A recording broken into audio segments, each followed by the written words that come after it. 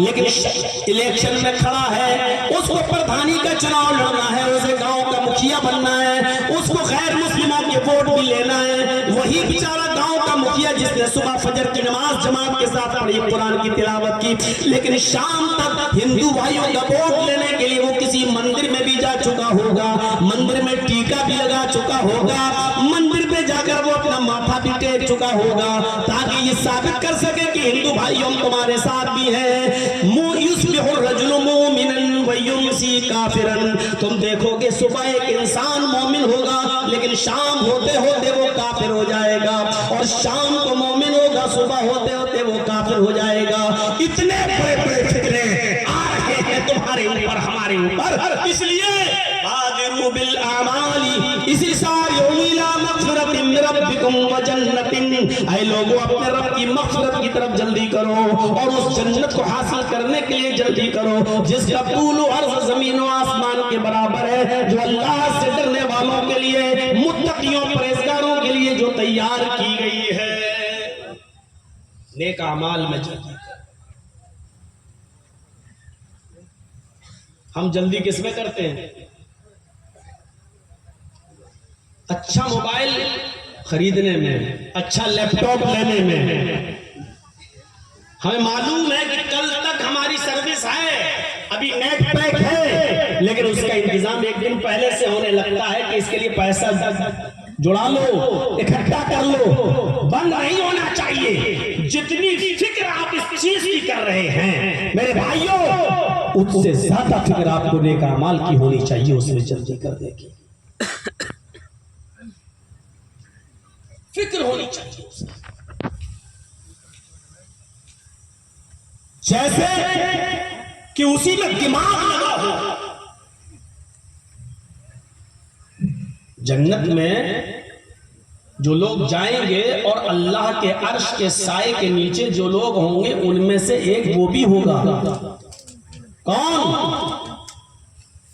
जो जिसका दिल मस्जिद की तरफ लटका हुआ है। रजुल मुअल्लकुन फिल मसाजिद, क़ल्बुहु मुअल्लकुन फिल मसाजिद, वो आदमी जिसका दिल मस्जिद की तरफ लटका हुआ है, यानी ज़ोहर पढ़ के आया, काम करता जा रहा है, लेकिन बार बार घड़ी देख रहा कि असर का वक्त कब हो रहा है। असर की नमाज पढ़ के आया, बिजनेस कर रहा है, दुकान चला रहा है, खेती बाड़ी कर रहा है, ऑफिस में बैठा है, कंप्यूटर चला रहा है, लेकिन बार बार घड़ी देख रहा है मगरिब कब हो रही है। कहीं ऐसा ना हो कि हम इसमें मुनहमिक रहें और हमारी मगरिब की नमाज छूट जाए। फौरन मगरिब का वक्त होता है, वो जाता है, मगरिब पढ़ के आता है कि ईशा में दिमाग लगा हुआ है, ईशा नमाज पढ़ के आ रहा है, बिस्तर पे सोता है, बार बार रात में आंख खुलती है, घड़ी देखता कहीं फजर की नमाज कज़ा तो नहीं हो रही है मेरी। बार बार उसका ज़हन मस्जिद की तरफ लगा है, फजर की नमाज की तरफ लगा है। ऐसा शख्स अर्श के साए में होगा। सबातु युज़िल्लुहुमुल्लाहु फी ज़िल्लिही यौमा ला ज़िल्ला इल्ला ज़िल्लुहु, इमामुन आदिल व शाबुन नशा फी इबादति रब्बिही व रजुलुन क़ल्बुहु मुअल्लकुन फिल मस्जिद, जिसका दिल मस्जिद की तरफ लगा हुआ है, जो हर वक्त मस्जिद के बारे में सोच रहा है, नमाज के बारे में जिसका तसव्वुर है, वो अल्लाह के अर्श के साए में होगा। जिस दिन अल्लाह के अर्श के साए के अलावा कोई साया नहीं होगा, यानी नेक अमाल में जो जल्दी करता होगा, उस आदमी के बारे में अल्लाह तबारक अल्लाह के नबी ने खुशखबरी सुनाई है कि ये आदमी अल्लाह के अर्श के साए में होगा। हम तसव्वुर करें अपनी जिंदगी पर। मुझे मालूम है 1.5 घंटा 1 घंटा जितनी देर भी हम आपके सामने बोलेंगे उतनी देर तक असर रहेगा, और उसके बाद में हमें मालूम है इस तकरीर का कितना असर पड़ा। वो आपकी गांव की मस्जिद बता देगी फजर की नमाज में कि इस जलसे का कितना असर पड़ा है। सवाल करिएगा सुबह फजर की नमाज में मस्जिद से, फजर में पहुंच जाइएगा मस्जिद में और मस्जिद से पूछिएगा आज रात में जो तकरीर हुई, जिसके पूरे खर्चे का इंतजाम जलसे से पहले ही हो गया था, चंदा वंदा नौजवानों ने खूब दिया और पहले ही उसका इंतजाम हो गया। इतने दिनों की मेहनत के बाद इस इजलास का जो आज खत्म हुआ है, इसका असर इस मोहल्ले और इस गांव के नौजवानों पर कितना पड़ा। आए मस्जिद बता, फजर की नमाज में मस्जिद के अंदर आने वाले 10, 15, 20 नौजवान आपको जवाब दे देंगे कि कुछ नहीं, ऊपर से कपड़ा है, कुर्ता उठा के देखो तो नीचे चड्डी भी नहीं है, खाली है अमल के मैदान में, ये कोरे हैं, नंगे हैं। ये सुबह फजर की नमाज आपको बता देगी, मस्जिद आपको बता देगी, ये मस्जिद चीख कर आपको जवाब देगी और आपके कान के पर्दे फट जाएंगे। सुनिएगा इस मस्जिद का जवाब सुबह। मस्जिद तो बना ली शब भर में ईमान की हरारत वालों ने, मन अपना पुराना पापी रहा, बरसों में नमाजी बन न सके। ये पूछिएगा सवाल करके। और अफसोस तो ये बात तब होता है जब ये सब सुनने के बाद लोग दांत चीर के हंसते हैं। अफसोस तब होता है कि कितनी बेगैरती आज हमारे मुआशरे में छा गई है कि बजाय अफसोस करने के, बजाय रोने के, बजाय कलेजा फटने के और दिल पर गम के पहाड़ टूटने के, हम दांत चीर के कहते हैं कि हवा साहब। वाकई बात तो ऐसी। जलसे किस लिए कराए जाते हैं? ताकि एक इनकलाब आए। ये जलसा आज 12 बजे खत्म हो जाना चाहिए था, लेकिन 12 बजे टाइम मिल रहा है। कहा गया मौलाना साहब नहीं, आज हमारे चंदे का जलसा ही नहीं है, किसी मदरसे का चंदा है ही नहीं। हमने कहा चंदे वाले तो 3 घंटे का टाइम बर्बाद कर देते हैं। नहीं, आपको 10 बजे टाइम मिल जाएगा, 12 बजे तक तो जलसा खत्म हो जाएगा। आप क्या समझते हैं इस तरीके से आप जो प्रोग्राम लेते हैं तो क्या आपको सवाब मिलेगा? इस तरीके की लफाजी करके आप प्रोग्राम की डेट लेते हैं और कटियार से चलते वक्त आप ये कहते हैं कि चलिए साहब आज जल्दी का प्रोग्राम खत्म हो जाएगा। आपको जल्दी चलना है और फिर आप वही टाइम देते जो और देते हैं लोग, तो फिर सोचने वाली बात है। हमें 1:30 बजे जलसा खत्म होगा, 2 बजे जलसा खत्म होगा। जो आदमी बिस्तर पे जाएगा लेटेगा, यकीन मानिए फजर में नहीं उठ पाएगा। और 12 बजे से लेकर कोई आदमी इतना बड़ा जनरेटर नहीं है और जिन्नात नहीं है जो 4 बजे तक आपके सामने बोलता रहे।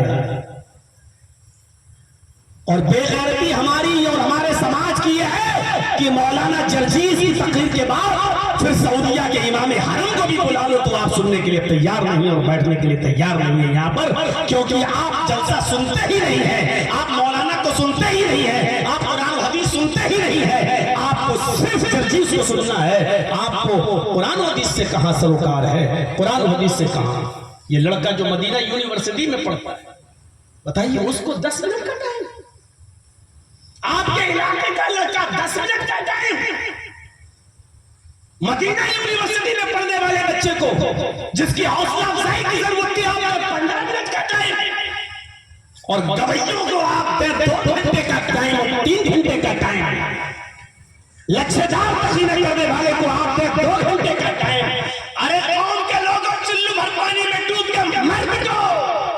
यह है तुम्हारा ज़मीर जो कुरान की आयतें पढ़ के तकरीरें कर रहा है, हदीसें पढ़ के सुना रहा है, उसको सुनने के लिए तुम तैयार नहीं हो। और तुम सोच रहे हो कि हम जलसा कर रहे हैं, तुम सोच रहे हो कि हम बहुत बड़ा काम कर रहे हैं, तुम सिर्फ अपने ज़हनों की अय्याशी कर रहे हो, सिर्फ अपनी रातों को बर्बाद कर रहे हो। रब्बे काबा की कसम, जर्रा बराबर सवाब नहीं मिलेगा, 1 रुपए का सवाब नहीं मिलेगा। ये ज़हनी अय्याशियों के सामान बंद कीजिए, ये ज़हनी अय्याशियों के, ये ज़हनों की जिनाकारी के दरवाजे बंद कीजिए। आप सही बात है, आपको बुरी लगेगी। आपको इस बच्चे की हौसला अफजाई की जरूरत थी, इसको 1 घंटे का टाइम मिलता कम से कम, आप उसको दे रहे हैं 10। हमारे इलाके का है। ये कोई लैला मजनू की कहानी नहीं सुना रहा था आपके सामने, ये कुरान और हदीस का दर्द बयान कर रहा था आपके सामने, जिसको आप टाइम देंगे 10 मिनट का, पर्ची दिखाई जाएगी, आपका टाइम खत्म हो गया। जरा सोचो, जो मदीना यूनिवर्सिटी में बच्चा पढ़ रहा हो वो आपके इलाके का कितना ज़हीन बच्चा होगा, जो कितने अच्छे नंबर लाया होगा तब उसको एडमिशन मिला होगा। ऐसे काबिल बच्चे को आप 10 मिनट का टाइम देकर उसके हौसले तोड़े, और वो बेचारे जो गा गा के चंदा करें और आपको लफाजी सुनाए, 1000 रुपए चंदा दे, बड़ा नारे तकबीर। जो 100 रुपए चंदा दे, अल्लाह इसके कारोबार में बरकत दे, और जो 1000 का नोट लगे, नारे तकबीर। जो ये करके लफाजियां करें, उनकी ज़हनी अय्याशियों के लिए आप उनको 2 घंटे का टाइम दे, 3 घंटे का। ये कौम मर चुकी है, ICU पर लेटी हुई है। कब डॉक्टर आईसीयू का वो नाक का वो ऑक्सीजन हटाया और इसकी रूह निकल गई। ये तो वेंटिलेटर पर पड़ी हुई कौम है। तो डॉक्टर कह चुका है जब तक वेंटिलेटर पे है तब तक जिंदा, वेंटिलेटर हटाओगे ये मर गए। ये तो मुर्दा कौम है, मुर्दा। जर्जीस आज कब्रिस्तान के मुर्दों को समझाने आया है।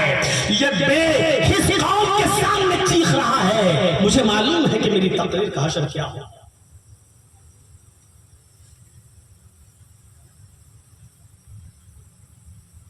नेक अमाल में जल्दी करो। तकरीरें ऐसी होती हैं और माफ करना, होम्योपैथिक से इलाज करना मेरे बस की बात नहीं है। हम तो ऑपरेशन करते हैं डायरेक्ट। हमने कर ली तकिए के नीचे। इससे पहले वाला वाकया अबू बकर सिद्दीक का था।